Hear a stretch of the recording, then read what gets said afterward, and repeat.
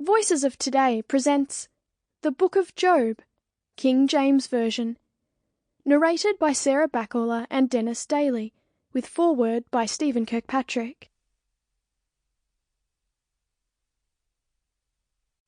Foreword by Stephen Kirkpatrick. Accusation is the unperceived catalyst for this dramatic narrative of humanity on trial. Job is framed by an accusation that his self-invested allegiance to God will evaporate if exposed to adversity. Job is unaware that this wager against his integrity has taken place.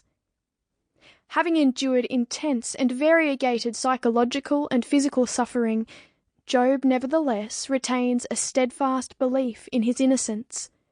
This is expressed by his insistence on being told the rationale for his suffering in the face of friends who interrogate him for secret transgressions, even as they assert the righteousness of God, by contrast to Job's seeming audacious lament.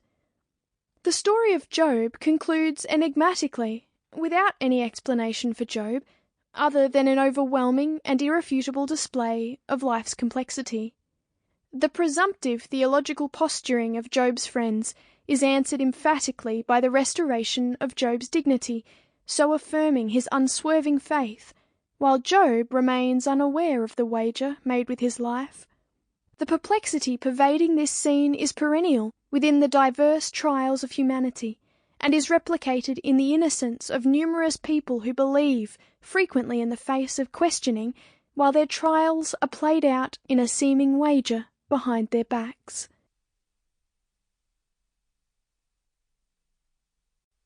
Chapter 1. There was a man in the land of Uz, whose name was Job, and that man was perfect and upright, and one that feared God, and eschewed evil. And there were born unto him 7 sons and 3 daughters.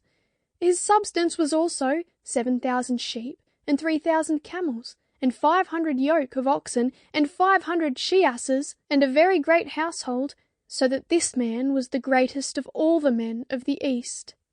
And his sons went and feasted in their houses, every one his day, and sent and called for their 3 sisters to eat and to drink with them. And it was so, when the days of their feasting were gone about, that Job sent and sanctified them, and rose up early in the morning, and offered burnt offerings according to the number of them all. For Job said, It may be that my sons have sinned, and cursed God in their hearts.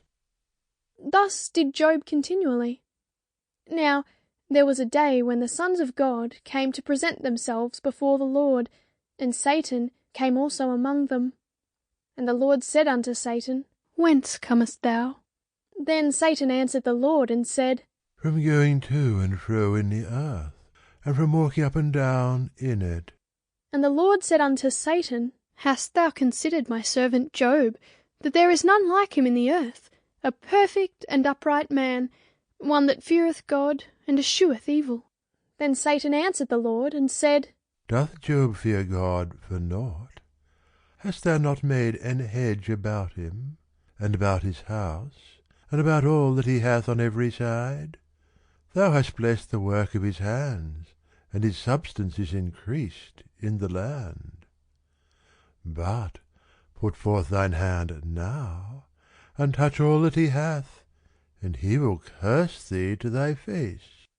And the Lord said unto Satan, Behold, all that he hath is in thy power, only upon himself put not forth thine hand.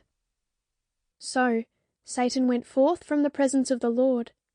And there was a day when his sons and his daughters were eating and drinking wine in their eldest brother's house, and there came a messenger unto Job, and said, The oxen were ploughing, and the asses feeding beside them, and the Sabaeans fell upon them, and took them away. Yea, they have slain the servants with the edge of the sword, and I only am escaped alone to tell thee. While he was yet speaking, there came also another, and said, The fire of God has fallen from heaven, and hath burned up the sheep and the servants, and consumed them, and I only am escaped alone to tell thee. While he was yet speaking, there came also another, and said, The Chaldeans made out 3 bands, and fell upon the camels, and have carried them away, yea, and slain the servants with the edge. Sample complete. Ready to continue?